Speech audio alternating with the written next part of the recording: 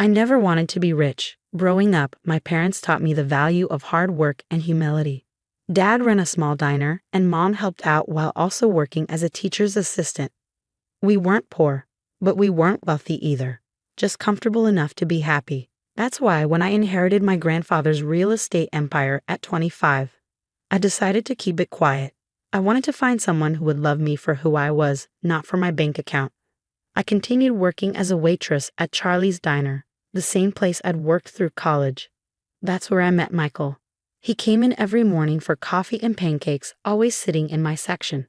Unlike the other suits who barely looked up from their phones, Michael actually talked to me. He asked about my day, remembered my stories, and made me laugh with his terrible dad jokes. After 3 months of daily pancakes and shy smiles, he finally asked me out. "I know this great little Italian place," he said, nervously fiddling with his tie. "Unless you're sick of serving food and would rather get served for a change." I said yes, and that dinner changed my life. Michael was everything I'd hoped for: kind, funny, and genuinely interested in me, not my wallet.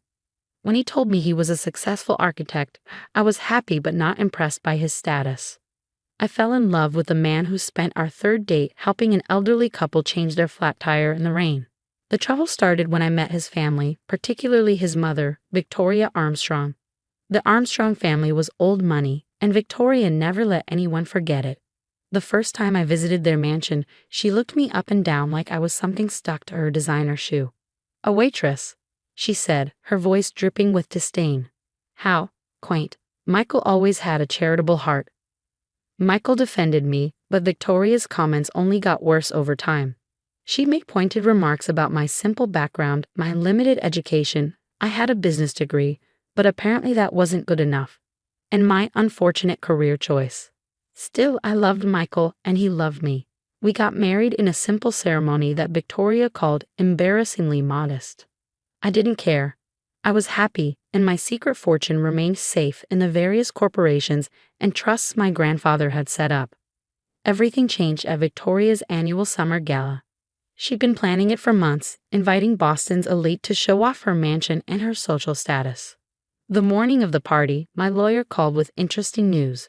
The deed to Victoria's precious mansion had finally cleared. I'd bought it through one of my shell corporations, along with most of the properties in her exclusive neighborhood. I almost told Michael about my wealth that morning, but Victoria's behavior at the party changed everything. I arrived early to help set up, wearing a simple but elegant blue dress.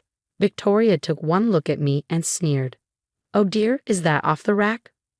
"Well, I suppose it's the best you could do on a waitress's salary." I ignored her, like always. The party started, and Victoria's mansion filled with Boston's wealthy and powerful. I recognized most of them, not as their waitress, but as their landlord through various property holdings. They just didn't know it. The humiliation came during Victoria's speech. She stood on the grand staircase, champagne in hand, and began thanking everyone for coming. Then she spotted me trying to blend into the crowd. "Oh, and let's not forget our special guest," she said, her voice carrying across the marble foyer. "My son's wife, the waitress. You know, sometimes I think Michael married her just to spite me. I mean, what else could a successful architect want with a girl who serves pancakes for a living?" The crowd laughed. Some looked uncomfortable, but no one spoke up. Michael was stuck in traffic, running late. I was alone. Perhaps she thought marrying my son would be her ticket to a better life. Victoria continued, clearly drunk on both wine and attention. "But darling, you'll always be what you are.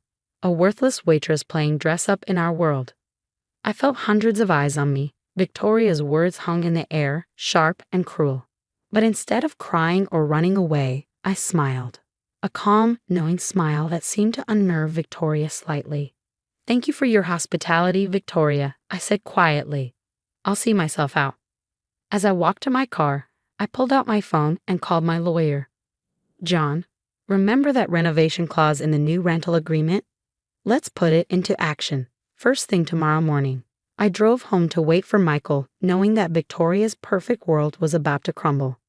The next morning would bring a surprise that would wipe the smug smile off her face forever. When Michael finally got home that night, I was sitting in our kitchen, waiting. He rushed in, looking devastated. "I heard what happened," he said, pulling me into a hug. I'm so sorry, Mom was completely out of line.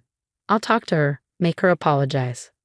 I shook my head, fighting back tears, not from sadness, but from the weight of what I was about to reveal. Michael, there's something I need to tell you. Something I should have told you long ago. But before I could continue, my phone buzzed. It was John, my lawyer. Everything was ready for tomorrow morning.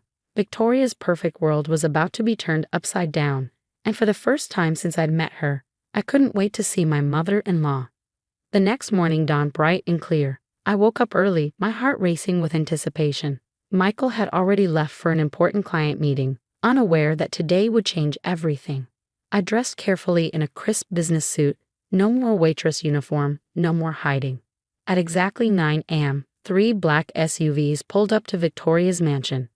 I watched from my car as my lawyer, John, led a team of contractors and legal representatives to the front door.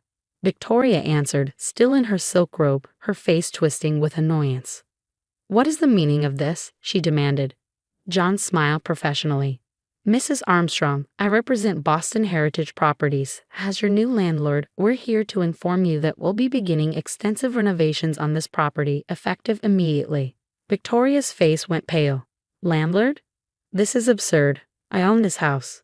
"Not anymore," John replied, handing her a thick envelope. "The property was purchased last month by my client. As per the agreement your lawyer signed, you're now renting with a mandatory renovation clause." "This is impossible," Victoria screeched. Who dares to?" That was my cue. I stepped out of my car and walked up the marble steps, enjoying the way Victoria's eyes widened in disbelief. "Hello, Victoria," I said calmly. "Surprise." She staggered back, gripping the doorframe. "You? But you're a waitress." I smiled, thinking of my grandfather and everything he taught me about business. "I am many things, Victoria. A waitress, yes. I'm also the owner of this house, most of the properties in this neighborhood, and about 60% of the commercial real estate in downtown Boston." The contractors started moving in equipment as Victoria stood frozen in shock. "The renovation will take about 6 months," I continued, "during which time you'll need to vacate the premises. Of course, as your landlord, I'm required to offer you alternative accommodation." I handed her a glossy brochure for a modest apartment complex across town. "It's not quite up to your usual standards, but it's the best I could do on such short notice. Unless you prefer to stay with your sister in Connecticut." Victoria's face turned an alarming shade of red. He planned this. All along, you were just waiting to humiliate me." "No, Victoria," I said firmly. "I kept my wealth secret because I wanted people to know me for who I am, not what I own. You're the one who chose to judge me, to humiliate me, to treat me like I was worthless because of my job." Just then, Michael's car pulled into the driveway. He got out, staring in confusion at the scene before him. "What's going on?" he asked, looking between me and his mother. Victoria launched into a hysterical explanation, but I held up my hand. "Michael, remember what I tried to tell you last night? It's time you knew the truth." Over the next hour, sitting in what was now technically my living room, I told my husband everything. About my grandfather, the inheritance, why I kept it secret. Michael listened quietly, his expression unreadable. "So all this time," he said finally, "you were worried I might want you for your money?" I nodded, tears forming in my eyes. "I loved you for who you are, Michael. I wanted to be sure you loved me for who I am too." He pulled me into a tight hug. I fell in love with a kind, hard-working waitress who always had time to help others and never looked down on anyone. Finding out she's also a secret real estate mogul doesn't change anything except maybe where we go for vacation. Victoria, who had been unusually quiet, suddenly found her voice. "Michael, can't you see? She deceived us. She made fools of us." Michael turned to his mother, his expression hardening. "No, Mom, you made a fool of yourself. All those times you mocked and belittled my wife, you showed everyone exactly who you are.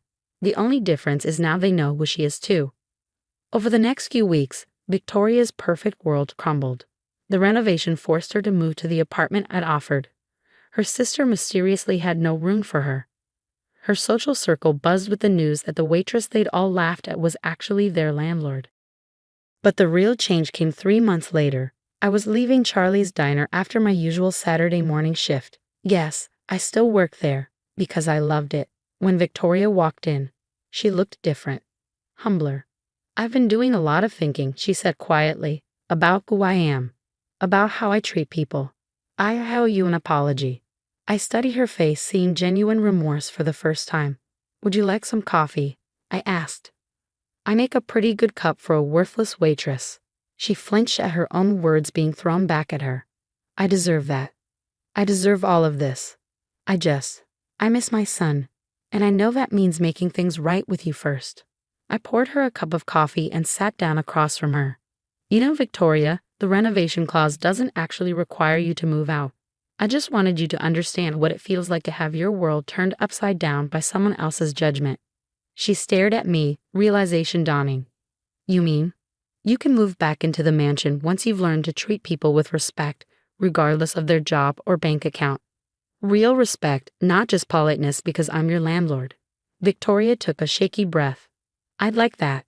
And maybe you could teach me how to make those pancakes Michael loves so much." I couldn't help but smile. "We'll start with coffee basics and work our way up." That day marked a new beginning.